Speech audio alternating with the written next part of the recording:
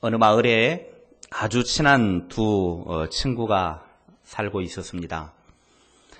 이 둘은 너무 친해서 하루라도 같이 생활을 하지 않으면 눈곱불에 뭐가 날 정도로 너무 친한 사이였고, 또 음식도 서로 집을 왔다 갔다 하면서 음식도 나눠 먹고, 또 좋은 것이 있으면 함께 공유하고, 또 아름다운 곳이 있으면 같이 놀러도 다니고, 아주 애인보다 더 가까운 두 친구가 있었습니다. 그런데 어느 날 이 두 사람이 너무나 껌딱지 마냥 잘 붙어 다니고 그렇게 친하게 지냈는데, 아주 사소한 일 가지고 둘이 싸움이 벌어졌습니다. 그래서 사람은 원래 큰 일 가지고 싸우는 게 아니라 사소한 것 가지고 싸워요. 뭐 밥 한 숟가락 더 줬니 안 줬느니, 뭐 좀 더 줬느니 안 줬느니, 이게 아주 뭐 별것도 아닌 것 같은데 반찬 조금 줬느니 덜 줬느니 아무것도 아닌데 이런 거 가지고 사람이 싸우게 됩니다. 이 두 사람이 그렇게 친하게 지냈는데 서로 없으면은 그냥 너무나 보고 싶어가지고 힘들 정도로 그런 삶을 살았던 친구들인데, 아주 사소한 거 가지고 둘이서 싸움이 벌어졌습니다. 그 일로 인해서 둘이 이제 원수처럼 서로 등을 돌리게 됩니다. 관계가 몹시 나빠지게 됐습니다. 그들이 그렇게 살아가기를 1년간 서로 같은 마을에 살면서 얼굴도 쳐다보지도 않고 말 한마디도 하지 않고, 저쪽에서 먼 거리에서 벌써 한 사람이 나타나면 멀리 돌아가 버리기도 하고, 이렇게 해서 1년간을 만나지도 않았고, 그리고 한 친구가 드디어 이사를 가버렸습니다. 이제 이 둘 사이는 영영 건너지 못할 강을 건넌 것 마냥 아주 헤어져 버리고 말았습니다. 그리고 성탄절이 됐습니다. 하늘에서 눈이 펑펑 내리고 한 친구가 거실에 앉아서 커피를 한 잔 타서 창밖을 바라보며 커피를 마시는데, 눈이 펑펑 내리는 걸 보면서 마음의 한쪽이 너무나 차가운 걸 느꼈습니다. 그건 뭐였냐면, 예수님이 탄생하신 성탄절이 되었음에도 불구하고, 예수님은 이 땅에 용서하고 화해하기 위해서 오셨음에도 불구하고 자기는 1년 이상이나 되었는데도 여전히 화해하지 못하고 용서하지 못한 친구의 그 모습을 그리다 보니까 한쪽 가슴이 팍 아려오기 시작했습니다. 그래서 이 친구가 생각하기를 이렇게 성탄절을 맞이해서는 안 되겠다, 그런 생각을 가지고 편지를 보냈습니다. 편지를 보냈는데 아무 답장이 없습니다. 그리고 또 며칠 지나서 편지를 또 보냅니다. 아무 대꾸도 없습니다. 그러기를 약 10여일 동안 계속해서 편지를 보냈는데 한 번의 편지에 답장이 없었습니다. 그래서 이 친구가 생각하기를 이렇게 해서는 안 되겠다, 뭔가가 결단을 내야지, 이렇게 기다렸다가는 아무것도 안 되겠다 싶어서 이사간 친구의 집을 수소문해가지고 찾아갑니다. 하늘에서는 눈이 진눈깨비하고 섞여가지고 막 내려오고, 친구 집을 찾아가는데 얼마나 날씨가 춥든지 추운 날씨에 진눈깨비를 맞았으니 완전 이거는 눈사람도 아니고 완전 이거 얼어 죽을 판입니다. 고생하면서 친구의 집을 찾아갔습니다. 그리고 문을 노크를 합니다. 상대방의 친구가 문을 열고 보니까 1년여 전에 싸우고 헤어진 그 막역한 친구였습니다. 그 모습을 본 순간 집에 있던 친구가 와라 끊어 앓으면서 빨리 집으로 들어오라고, 추운데 지금 이거 뭐 하는 거냐고 하면서 집으로 안내하고 따뜻한 화롯불 앞에 앉아가지고 용서하는 친구의 그 용서를 받고, 또 자기도 미안하다고 용서를 구하고 둘이 화해를 하게 되었다고 합니다. 과거에 아주 사소한 일, 1년 전에 아주 작은 그거 하나 가지고 서로 오해를 하고 그런 것들 때문에 관계가 깨어졌지만, 이제 서로 용서하고 화해함을 통해서 예전보다 더 아름다운 친구 사이로 회복이 되어졌습니다. 예수님의 태어나심은 하나님께서 우리를 사랑하셔서 죄로 말미암아 하나님과 우리 사이에 단절된 관계를 다시 화목하시게 하도록 하기 위해서 아들을 이 땅에 보내신 날입니다. 구약의 많은 선지자들을 통해서 하나님은 끊임없이 화해의 손길을 내밀었지만, 화해의 편지를 우리들에게 보내주었지만, 인간들은 하나님의 사랑에 적절한 반응을 보여주지 않았습니다. 결국 하나님은 직접 우리를 찾아오셔야만 했습니다. 그분이 바로 예수 그리스도이십니다. 하나님께서는 이사야 선지자를 통해서 예언하시기를 하나님께서 죄인된 인간과 화해를 하기 원하셔서 아들을 보내실 것을 약속하셨습니다. 죄를 짓고 하나님으로부터 멀어진 것은 인간인데, 그런 인간에게 하나님은 사랑의 손길을 내미셨고 화목하기를 원하셨습니다. 이것이 바로 우리를 향한 하나님의 사랑입니다. 이사야 7장 14절 말씀에 그러므로 주께서 친히 징조를 너희에게 주실 것이라. 보라, 처녀가 잉태하여 아들을 낳을 것이요 그의 이름을 임마누엘이라 하리라. 처녀가 잉태하여 아들을 낳는다. 여러분 아시겠지만 처녀가 어떻게 아들을 낳습니까? 처녀가 어떻게 아기를 낳습니까? 이건 있을 수 없는 일입니다. 그런데 이사야 선지자를 통해서 하나님이 예언의 말씀을 주셨는데, 처녀가 잉태하여 아들을 낳을 것인데 그 이름을 임마누엘이라고 해라. 임마누엘은 욕이 아닙니다. 야 임마, 이게 아니에요. 임마누엘은 하나님께서 우리와 함께 계신다라는 뜻입니다.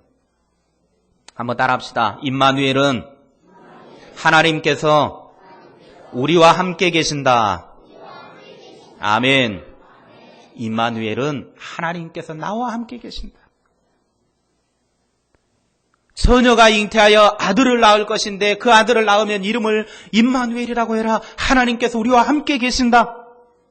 예수님을 보내셔서 그 예수님을 통해서 영원토록 우리와 함께 하고 싶은 마음이 하나님의 마음이었습니다. 오늘 마태복음에서는 그 약속하신 하나님의 사랑의 결정판이신 예수님이 이 땅에 태어나셨습니다. 마태복음 1장 25절입니다. 우리 아동부 아이들만 마태복음 1장 25절 읽겠습니다. 시작.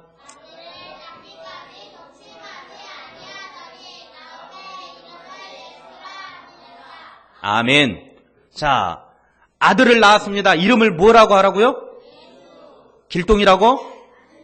이름을 뭐라고 해요? 예수라고 해라.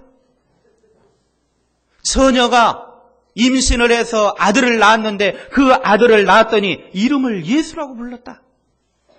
여기 말씀에 보면 요셉과 마리아 사이에서 예수님이 태어났습니다. 그런데 이사야서의 예언처럼 요셉과 마리아 사이에서 예수님이 태어날 때 마리아는 처녀로 태어났습니다. 처녀로 아기를 낳았습니다. 그 말은 무슨 말이냐면 요셉과 마리아가 결혼하지도 않았고 잠자리도 하지도 않았는데 성령에 의해서 임신이 되어졌고 그 임신되어진 후에 아기가 태어났다고 하는 거예요. 그리고 그 아기가 태어났을 때 이름을 뭐라고 해라? 예수라고 했다. 예수라고 하는 이 말의 뜻은 여호와는 도움이시다, 여호와는 구원이시다 라는 뜻입니다. 한번 따라합시다. 예수라는 이름의 뜻은 하나님은 도움이시다, 하나님은 구원이시다. 그래요. 임마누엘은 하나님께서 뭐라고요? 그거죠. 임마누엘은 뭐라고요? 이쪽은 좀 기억이 되는데 여기는 이제 연식이 많이 돼서 기억이 안 나네요. 네. 임마누엘은 뭐라고요? 그래서 확실히 머리가 젊은 게 좋은 거예요. 이쪽은 기억을 하는데 이쪽은 연식이 좀 많이 돼가지고 막 80년 넘어가지고 이제 안 되고 이쪽은 이제 10몇 년, 10년도 안 되고 그래서 기억을 하네요. 임마누엘은 하나님께서 우리와 함께 계신다. 그런데 이사야 선지자가 약 700년에서 750년 전에 예언을 했을 때 그 예언이 이제 후대에 이루어졌는데 그 아기가 태어났습니다. 그 아기의 이름을 뭐라고 한다? 예수라고 했다. 예수의 이름의 뜻은 뭐라고요? 여호와는 도움이시고 여호와는 구원이시다. 하나님께서 아들 예수를 이 땅에 보내셔서 우리를 도와주셨다라는 거예요.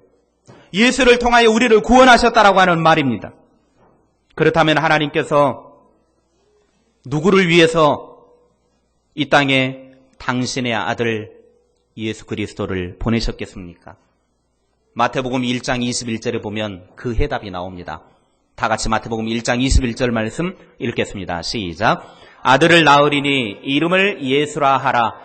이는 그가 자기 백성을 그들의 죄에서 구원할 자이심이니라 하니라. 아멘. 자, 아들을 낳으면 이름을 예수라고 하는데 그 예수라고 하는 이름의 뜻을 다시 한번 풀어줍니다. 자기 백성을 그들의 죄에서 구원할 자다. 예수라고 하는 이름의 뜻이 여기서 나온 겁니다. 예수 그리스도 안에 있는 자, 예수님을 믿는 자, 주님의 십자가의 보혈로 깨끗하게 씻음받기를 원하는 백성들을 구원하시기 위해 이 땅에 오셨습니다. 그들의 각자의 죄 가운데서 구원하기 위하여 오셨습니다. 그래서 우리로 하여금 하나님과 화목하게 해주셔서 하나님의 자녀의 자리를 주시기 위해 예수님이 오셨습니다. 하나님 나라의 백성 되게 해주신 것입니다.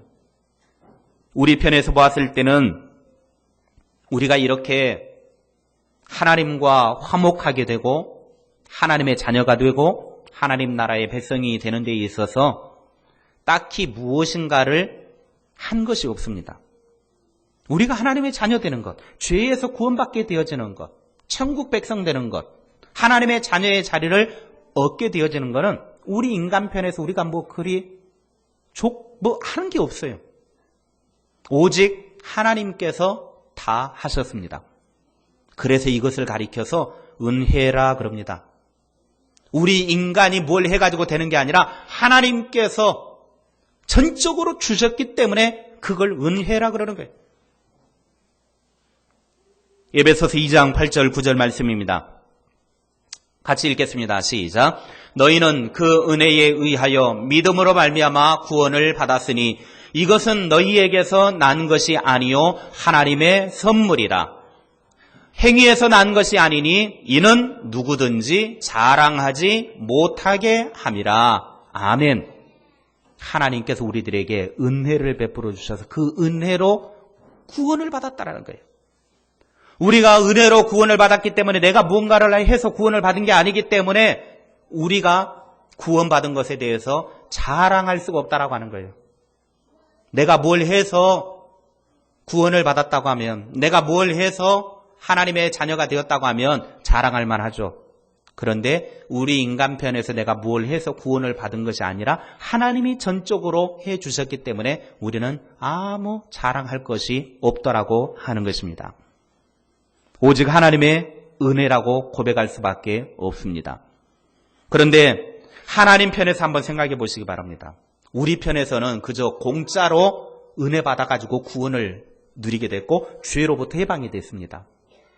그런데 하나님 편에서 보았을 때에는 우리들에게 은혜로 구원받게 하기 위해서, 하나님과 다시 화목하도록 하기 위해서, 천국 백성 되게 하기 위해서, 하나님의 자녀 되게 하기 위해서 대가를 치루었다라고 하는 사실입니다. 그것도 하나밖에 없는 아들을 이 세상으로 하늘의 자리에서 끌어내려가지고 내몰았습니다. 하나님의 희생이요, 하나님의 헌신의 사건이 성탄절입니다.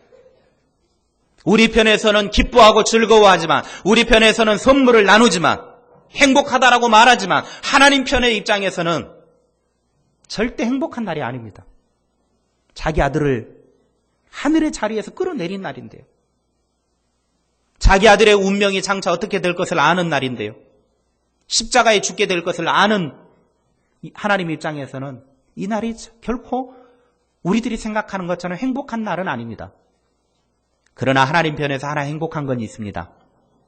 아들 예수 그리스도를 이 땅에 보내셔서 그 예수님을 믿고 구원받는 자가 있기 때문에 그것 때문에 행복한 겁니다. 그런데 부모의 입장에서 아들을 이 땅에 내몰아치는 부모의 입장에서 봤을 때는 성탄절은 절대 행복한 날이 아닙니다.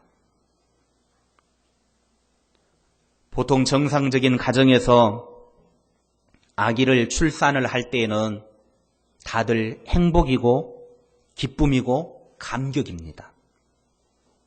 아기가 태어나는 날을 손꼽아 기다립니다. 그런데 예수님께서 태어나신 날은 하나님 아버지 입장에서는 그렇게 기쁜 날만은 아니었다라고 하는 겁니다. 한마디로 만감이 교차하는 시간입니다. 온 세상 사람들을 구원하기 위해서 태어났으니 기쁨이 있었을 것이고, 이를 위해서 아들이 십자가에 죽어야만 했으니 하나님 편에서는 한편으로는 슬펐을 것입니다.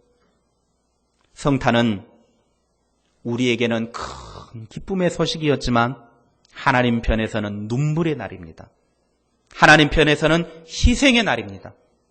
헌신의 날입니다. 옛날에 시골 마을 산골짜기들을 돌아다니면서 버스 한 대가 이렇게 사람들을 태워 나르는 일들을 했습니다. 그날도 버스 안에 많은 사람들을 태워가지고 이제 산길을 오르고 또 꾸불꾸불한 길들을 돌아서 이제 산길을 힘겹게 올라가가지고 이제 내리막길에 도착을 했습니다. 한참 차가 이제 많은 승객들을 태우고 한 명 내려주고 두 명 내려주고 막 내려가는데 이제 마을 입구까지 거의 다 도착했는데 차가 그만 브레이크가 들지가 않는 겁니다. 승객들은 아직도 버스 안에 타고 있는데, 여러 사람들이 타고 있는데 버스가 브레이크가 안 드니 이건 난리가 난 겁니다. 그래도 기사는 그 길을 잘 알기 때문에 요령껏 이리 하고 저리 하고 엔진 브레이크를 사용해서 막 하지만은 브레이크가 안 드는 차는 제어가 안 되는 겁니다. 그러니까 안에서 사람들이 막 소리를 지릅니다. 이 기사 양반 뭐 하는 거냐고, 운전 똑바로 안 하고 뭐 하냐고. 그러니까 기사가 이야기합니다. 여러분 죄송합니다. 이 차가 지금 브레이크가 고장났습니다. 그리고 곧 있으면 이제 언덕길이 나오니까 그 언덕길이 우리가 도착할 때까지 여러분이 다치지 않도록 옆에 좀 꽉 붙잡고 계십시오. 그 언덕길에 도착하면 버스는 자동으로 서게 될 겁니다. 그러니 너무 소리 지르지 마시고 꽉 잡고 가십시오. 그래서 기사는 이제 운전을 하고 거의 이제 마을을 도착해서 언덕을 향하여 가는데 마을 입구에 있는 다리가 하나가 나왔습니다. 그 다리에 보니까 마을 아이들 몇 명이 그 다리 한가운데에서 놀고 있는 겁니다. 이제 큰일 났습니다. 버스는 손살같이 달려오고 아이들은 뭣도 모르고 그냥 구경하고 있다가 버스가 평상시하고는 다르게 손살같이 오니까 몇 명의 아이들은 거기에서 옆으로 살짝 피했습니다. 그런데 유독 한 아이만큼은 피하지 않고 거기서 덜덜덜덜덜 떨고만 서 있는 겁니다. 이제 기사도 결정을 해야 됩니다. 이 아이를 치고 그냥 지나갈 것이냐, 아니면 버스 안에 있는 이 많은 사람들을 살리기 위해서 그냥 치고 지나갈 거냐, 아니면 버스를 옆으로 틀어가지고 좀 사람들을 다치더라도 살릴 것이냐. 둘 중에 하나 선택을 해야 됩니다. 그런데 버스 기사는 버스 안에 타고 있는 많은 사람들을 생각해서 그 아이를 치고 지나가게 되어집니다. 그리고 그 버스는 언덕길에 도착해서 멈추게 됩니다. 기사는 쏜살같이 뛰어내려가서 그 아이를 향하여 달려갑니다. 그 아이를 끌어안아 보는데 이미 그 아이는 죽고 말았습니다. 기사는 그 아이를 끌어안고 하염없이 눈물을 흘리면서 통곡을 하고 있는데 옆에 사람들이 이제 버스 안에 타고 있던 사람들이 뛰어와가지고 기사를 향하여 손가락질을 합니다. 도대체 기사가 어떻게 했길래, 운전을 어떻게 했길래 아이를 쳐서 죽이느냐? 왜 아침에 나올 때 차를 수리해가지고 나오지도 않고 정비하지도 않고 그냥 가지고 나와서 사고를 내느냐? 당신은 살인마다, 당신은 사람을 죽였다 하면서 여기저기에서 막 욕을 퍼대고 삿대질을 하고 막 하고 있는데 한참 뒤에 한 청년이 뛰어왔습니다. 그리고 그 죽은 아이를 보니까 기사의 아들이었습니다. 그래서 사람들에게 이야기합니다. 저 죽은 아이는 지금 이 버스 기사의 아들입니다. 이분은 당신들을 살리기 위해서 자기 아들을 치고 지나갔습니다. 그러니 왜 당신들을 살려준 저 기사한테 손가락질을 합니까? 왜 욕을 합니까? 왜 살인마라고 말합니까? 당신의 아들을 죽이면서까지 당신들의 생명을 살려줬는데요. 많은 사람들이 그 자리에서 아무 말도 하지 못하고 기사의 손을 잡고 같이 울어 주었다고 합니다. 성탄절은 기쁜 날입니다. 그러나 우리는 성탄절을 맞이해서 하나님의 아픈 심정을 잊지 말아야 합니다. 하나님은 못난 나, 죄인된 나를 위해서 하나밖에 없는 아들을 이 땅에 보내셨습니다. 그리고는 아들을 십자가에서 고통당하며 죽게 만드셨습니다. 십자가에서 고통당하는 아들이 그 고통이 너무 힘들어서 나의 하나님, 나의 하나님, 어찌하여 나를 버리셨나이까? 십자가에서 고통할 때도 하나님은 도와주지 아니하시고 그저 뒤에서 눈물만 흘리고 계셨습니다. 그게 하나님 아버지였습니다. 왜 하나님은 자기 아들이 절규하며 고통당하며 십자가에 죽는데도 내버려 두셨느냐? 자기의 아들을 희생함을 통해서 죄인된 우리들을 살리기 위해서였습니다. 자기 아들을 죽음의 자리까지 던지면서까지 자기 아들이 고통하면서 나의 하나님, 나의 하나님, 어찌하여 나를 버리십니까? 왜 나를 버리십니까? 그렇게 절규를 해도 하나님은 눈 하나 깜빡하지 아니하고 뒤에서 그저 눈물만 흘렸습니다. 우리를 너무너무 사랑하셨기 때문입니다. 우리를 살리기 위해서였습니다. 우리는 성탄절을 맞이해서 하나님 아버지의 이 크신 사랑과 아들 예수 그리스도의 희생을 절대로 잊어서는 안 됩니다. 나를 향하신 하나님의 사랑과 예수님의 희생이 합하여져서 우리에게 구원이 이루어진 것입니다. 성탄은 하나님의 헌신의 날입니다. 하나님의 이 위대한 헌신을 잊지 맙시다. 그리고 감사하며 살되 하나님의 헌신에 부끄럽지 않는 구원의 감격과 구원의 은혜를 누리며 살아가는 그 감격 속에 살아가는 하나님의 사람이 됩시다. 그러기에 우리에게는 성탄절이 기쁨의 날입니다. 나에게 구원을 베풀어 주신 하나님, 나에게 영원한 생명을 주신 하나님, 나에게 하나님의 자녀를 회복시켜 주시는 하나님, 나에게 천국 백성 되게 해주신 그 하나님, 기뻐하고 즐거워하며 감격하는 인생, 하나님의 마음에 합한 인생을 살아가는 성탄의 날이 되어질 수 있기를 주님의 이름으로 축원합니다.